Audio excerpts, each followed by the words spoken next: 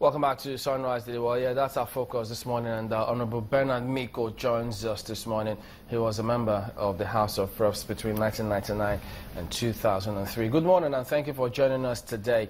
Well, of course, in that report, we did hear a lot of people say that it was really expedient that Sheriff steps aside for now, such that the party can pull together. Do you agree with those who share that view? Well, it depends on the processes of him stepping aside. Did he resign? No. How did he come on board to become chairman of this party? I think it shows a greater sense of impunity in the party, which we have to address. For the fact that these conventions held in Port Harcourt and Abuja shows that the party is undergoing stress.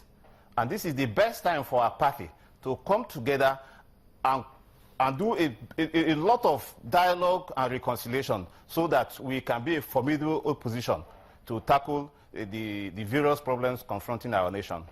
But then, before now, I mean, you saw that the different groups came up as a result of his emergence as the chairman of the party.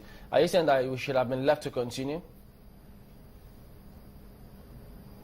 No, I'm not saying that. You see, the process that led to his removal, and even the process that led to the emergence, these are the processes which we are saying that it's a greater, it shows the impunity in the party. Both are wrong, but now he is there. Do you correct one wrong with another wrong? No. When Sheriff convened the convention, when the convention was ratified by NEC, and INEC was informed about the convention in Port Harcourt. So when they got to Port Harcourt and he did not preside, I don't think under our party's constitution, Article 33(1)(a), it's clear that the deputy national chairman cannot preside the convention. At that point, they would have put off the convention and go for a greater dialogue, engage people, engage stakeholders, especially those of them that were in Abuja, drawing attention to the impunity that was happening in our party. Did they have a convention, an elective convention or a non-elective convention?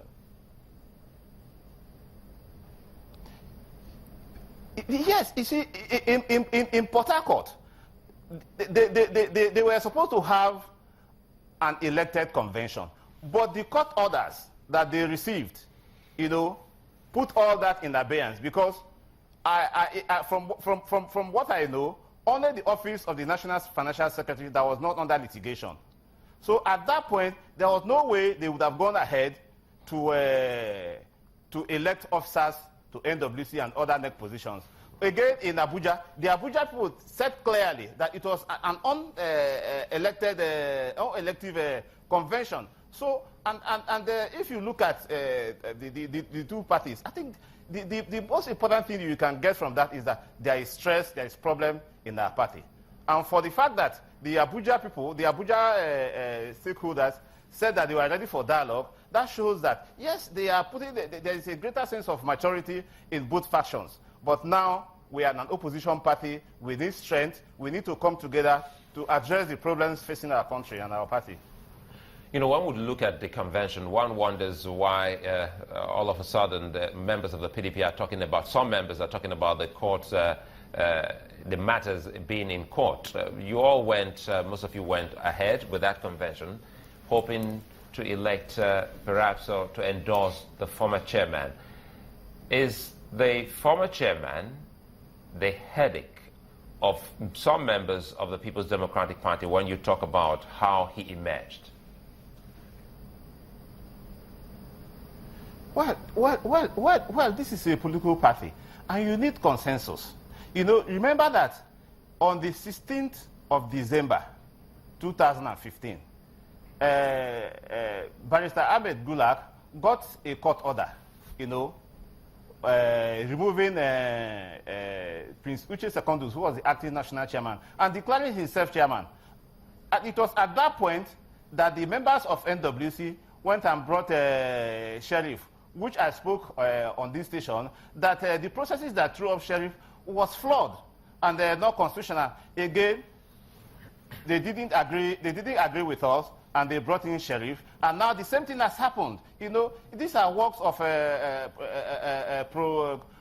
fraudsters who will now go and bring somebody from somewhere, who wasn't a party to the political processes, made him chairman. Then after he has been made chairman, they now ask him again to step down. I think the whole of these processes should be looked at. It's emergence. I feel that what happened in Port Harcourt is largely not only unconstitutional but unacceptable. For the fact that they took the laws into their hands. That convention was not supposed to have been presided over by Prince Uche Secondus, acting as a national chairman in the absence of the national chairman then, Sheriff, did not delegate the functions to his deputy. And again, if you look at the judgment certificate of 16 December 2015, it's clear that Uche Secondus could not have acted in that capacity. So the whole thing for me, it does not sound very legitimate. Mr. Miko, it looks to some that your camp of the PDP has been trying to hijack the leadership of the party. Is that what it is? Which camp do you think I belong to? I'm speaking as a Nigerian and as an interested, loyal member of the party. I want my party to be strong. I'm not speaking for, I'm looking at the laws. What does the law say? Does it say that if I belong to a particular camp, does it say that what happened in Port Harcourt was right? Or what happened in Abuja was right? I'm saying that for the fact that these two camps are opposed to each other, it shows that we need greater dialogue. We need to come together and build our party. You don't weaken, in political system, you don't weaken one faction to strengthen the other. You cannot punch one eye to repair the other one. You see, you need strength, even in political systems. You don't weaken the opposition, to strengthen the government. The government becomes stronger when the opposition is stronger and virile. As it is now, we have two camps, those who held their convention in Abuja and those who were in Port Harcourt, River State capital. Going by what you've just highlighted, you all need to pull together to see that you become a stronger opposition. Who do you think can do this magic for the PDP? Because it will need some kind of magic wand to pull everyone together, as most of the governors have been speaking. And some while chieftains of the party have also spoken on this matter, but it doesn't seem that the party is headed peace way. I think what has happened shows that we need greater dialogue. We need reconciliation. Nobody should be wished away as inconsequential to this political process. As an opposition party, every vote will count in general election. So let the governance forum or any other organ of the party should be humble enough to call stakeholders together and not wish a particular faction or member of the party away. You see, it is this sense of exclusion that is bringing this discontent in this party, So for me, let all the parties come together, and there is a greater sense of responsibility from the people I have spoken to that look, that there is need to repair our party, to reinvent ourselves, and take up the task of building a very political party.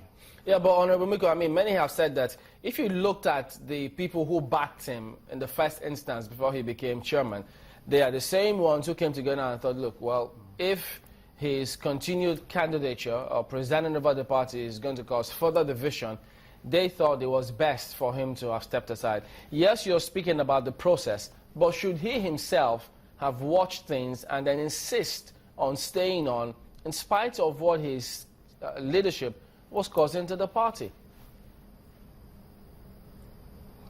You see, the people who backed him to emerge as a national chairman in the first place are largely the governors, the PDP governors forum.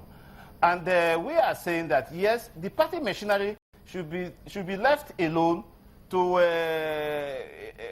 activate the various processes in the party and let the governors face governance. It is this frequent intervention and hijacking of party machineries by some of these governors that is bringing the stress you are seeing today in PDP. You see, we are in the endless circle of politics, where political actors, especially elected governors, some of them don't want to let the party be. And they want to make sure that they control all the organs of the party. I think for me, the best thing they would have done is to allow the politicians, allow the various structures of the party to activate itself, and they offer advice as to how to implement the manifesto and the promises we have made to the electorate. I think that is where we get it wrong. But how is it that you can see that the same people who brought in Sheriff are the same people who say step down? Yeah, as at the time they brought him, you didn't accuse them of hijacking the party at the time. At that time, it was okay. But now that they see where the party is headed, many even said that if he truly loved the party... I was on this program in Channels Television on the 18th of February to highlight this. You go back to your archives. I said the processes, I have nothing against Sheriff or even the McAfee that is heading this other one. But what I'm saying is that, you see, the processes are wrong, and once the emergence of a leader will determine how, you see, once you begin to skip the laws of our organization, that organization will collapse. You see, even the McAfee that they have brought today as chairman will also collapse under the same system if we don't follow our rules. Let me then ask you, and regulations. If you were in his shoes, having seen that his emergence polarized the party, should he have insisted and continued staying the rules or not? Should he have just, many said, he should have just stepped aside if he truly loved the party? I think if I were in his shoes, the moment I emerge as national chairman, I will dialogue with all the stakeholders, including those of them that held the Abuja convention. I think the behind-the-scenes maneuvers did not allow that to take place, because I know that people, stakeholders, were prepared to make sure that the convention in Port Harcourt, worked out the way it should be. But again, some of the vested interest in the party did not allow that to happen. What do you suggest they do next? I think we need more robust dialogue and reconciliation, where every member of the party will be brought into bear. You see, we don't want a situation where only former governors or current governors, ministers, and other people that are, what of the ward chairman, what of former councillors? We have a whole lot of people to be engaged in this political process. We don't want a faction in this party. We want greater ideas and input by all. So I'm suggesting that what happened in Port Harcourt, you see, they should go back, we should all go back and dialogue and bring out a political process, not a legal or grandstanding by a particular group or the other. Do you think that Alimadu Sheriff should insist on holding that position, or they should just say, all right, that has happened, let's see how we can move together and forge ahead? Look, you don't use one wrong to right the other. You see, the Port Harcourt, I think what should happen now, I understand this morning that the PDP secretariat have been sealed by the police. I think they should all go back and come out with a clear understanding how to move our party forward. All right, Honorable Bernard Miko, thank you for talking to us today. We'll be back in a minute. Join us again.